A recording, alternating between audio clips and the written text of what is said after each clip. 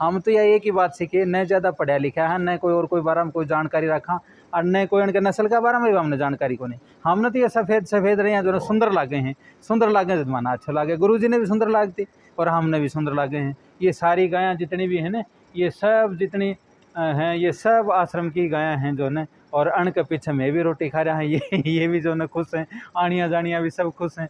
वो एक सांड देवता है अठीने, सांड देवता है ना, वो खूब अच्छी तरह से जो है ना, खूब शुद्ध देवता जैसे सांड है, और जो है गायें भी सब बहुत सुंदर। जो है ना गुजरात से कोई टीम आई थी, इसके 51 लाख रुपया दे रही थी, पर वो जो है ना हमें यहीं अच्छा लगता है, जो है ना पैसे के बजाय जो है ना ये अच्छा लगता है कि ये अच्छी नस्ल सुधारेगा, अच्छी तरह से रहेगा, दूसरी जगह ले जाके पता नहीं कैसा व्यवहार करें, इसलिए हमें अच्छा नहीं लगता है। और यहाँ खूब बढ़िया जो है ना, खूब अच्छी इनकी नस्ल है, यह सारी जितनी भी हैं खूब अच्छी तरह से, बहुत शुद्ध देवता जैसा है, एकदम सुंदर है, अच्छी तरह से जो है ना खूब प्रसन्न रहता है, और हमें भी खूब प्रसन्नता है। और ये जो है ना आए हुए हैं जीतू भाई हैं, और जो है ना ये भाई हैं जितने हैं, ये सब ये गायों की खूब तो जो है ना सेवा करते रहते हैं, खूब अच्छी तरह से बताते रहते हैं। महाराज जी के आशीर्वाद से 3 दिवसीय यहाँ पर गो प्रशिक्षण शिविर जो है समय समय पर उसकी आयोजन करते रहते हैं। तो यहाँ पर जो आज हमारी समाज में गो पालन हो रहा है, लेकिन गो संवर्धन, गो विकास की वो जो कड़ी है, उसके बारे में ज़्यादा ज्ञान आज हमारी ना तो युवाओं को है, ना हमारे समाज में है। वो शुद्ध नस्लों को पहचानना है, किस तरह से उनको आगे अगली जो स्तर पर है, माँ अगर 19 है तो उसको 21 कैसे लेकर के जाना है, नंदी का चयन करें तो कैसे करें, आवास प्रबंधन इनका जो पूरा जो व्यवस्था है, किस तरह से इनका रख रखाव होता है, पूरा आहार प्रबंधन, बछड़े को तैयार करना है बच्चे से, बचपन से, तो वो क्या, तो वो पूरा एक समग्र जो प्रशिक्षण 3 दिवसीय समय समय पर, जब समय की उपलब्धता हमारे पास होती है, जब महाराज जी का आशीर्वाद होता है, तब इस तरह के यहाँ पर प्रशिक्षण करवाए जाते हैं। तो जिस धरा पर, जिस पावन भूमि पर आप खड़े हैं, ये माजरी आश्रम की पवित्र जगह है, और आपने यहाँ पर देखा होगा न केवल भारतीय मूल की हरियाणा नस्ल की शुद्ध गोधन यहाँ पर आपको बहुतायत में देखने को मिल रही हैं, लेकिन यहाँ पर मयूरशाला जो है उसमें किस तरह का ये पूरा जो वातावरण है, जो मयूरों के एक ध्वनि से, सुंदर उनकी आवाज़ से गूंज उठता है। नीचे आप एक बार कैमरा दिखाना चाहेंगे तो बालू के जो कुदरती गड्ढे हैं आप देखें, जो यहाँ पर आप देखें खुर तकरीबन कितना यहाँ पर गया हुआ है।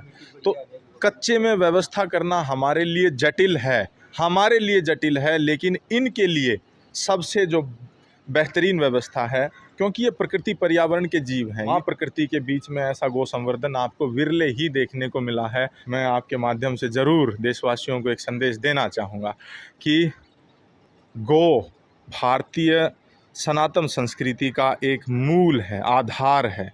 अगर हम चाहते हैं कि अगर हमारी भारतीय संस्कृति बची रहे, तो उसमें सबसे पहले हमें गोधन को बचाना होगा, और वो शुद्धता के साथ और प्राकृतिक तौर पर। मूल रूप से जो ये नस्ल यहाँ पर विकसित हुई, तो यहीं पर इसका जो संरक्षण उस समय, उस दौर में भी जब किया गया, जब HF और जर्सी गायों के ज़्यादा दूध के चक्कर में हर समाज में हर किसी को सारी चीज़ें ज़्यादा चाहिए, ज़्यादा हमें फसल चाहिए, उसके लिए हाइब्रिड बीज ले आए, ज़्यादा दूध चाहिए उसके लिए हम विदेशी विलायती नस्लें ले आएँ, ज़्यादा हमें शहद चाहिए इसलिए इटालियन मक्खियाँ ले आएँ, डब्बे वाली नहीं। तो शहद तो वो होता था जो प्राकृतिक पेड़ पर लगता था, उसमें गुणवत्ता हुआ करती थी, लेकिन ज़्यादा के चक्कर में आज हम इटालियन मक्खियाँ ले आएँ। तो भारतीय मूल की जो मूल ताकतें हैं उसमें गोधन पराकाष्ठा शिखर पर है। आप इस गोधन को देखें, बिना किसी लाग लपेट के आप ये देखें, इसने कभी बच्चे को जन्म नहीं दिया।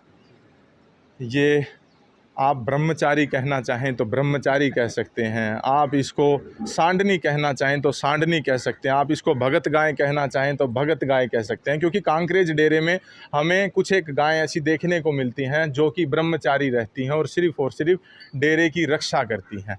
तो ये जो गोधन है, भरा पूरा पट्ठा और जो शारीरिक संरचना है वो आप देखें, लेकिन फिर भी इसको यहाँ पर जगह दी गई है। ये जो महाराज जी के आशीर्वाद से ही आज संभव है कि इनकी जो एक व्यक्तित्व है वो सरलता से सराबोर है। इसीलिए अंतर्मन से जो चित्त जो है वो आकर के यहाँ पर माजरी आश्रम में एक सुकून की अनुभूति करता है, और न चाहते हुए भी माजरी आश्रम में महाराज जी से, इन गोधन से देखने और इनसे आशीर्वाद लेने के लिए समय समय पर हम आते रहते हैं। तो अंत में दो शब्द हाँ में जी, फिर हाँ जी। महाराज जी से ही जाना। हाँ, ये जितने भी बच्चे आए हुए हैं ना, ये जो ना जितने आदमी हैं, ये सब गायों के बहुत सुबह 5 बजे जो है ना प्रार्थना होती है, उसमें सुबह सुबह फिर प्रार्थना के बाद आधे घंटे के बाद में सब गायों की सेवा में आ जाते हैं।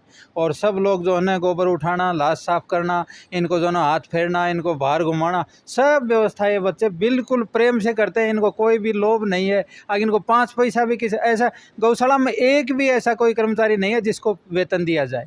सब स्वेच्छा से जो है ना, सब गुरु महाराज जी की कृपा से, सब गायों की कृपा से बहुत अच्छी तरह से चल रहा है। ये जितने बच्चे हैं ना, ये सब आए हुए हैं। पिछले 5-7 साल से आ रहा हूँ। डेली सुबह 4 बजे आ रहा हूँ, शाम को भी आ रहा हूँ। यहाँ पर अच्छा खेल होता है। सुनील शर्मा है, यही गांव से हूँ, माजरी गांव से। मेरा नाम शिवरतन है और मैं रेगुलर तो 3-4 साल से हूँ, लेकिन मेरा बचपन से ही यहाँ पर आना जाना है। गाँव की सेवा करना बड़ा पसंद है मेरे को।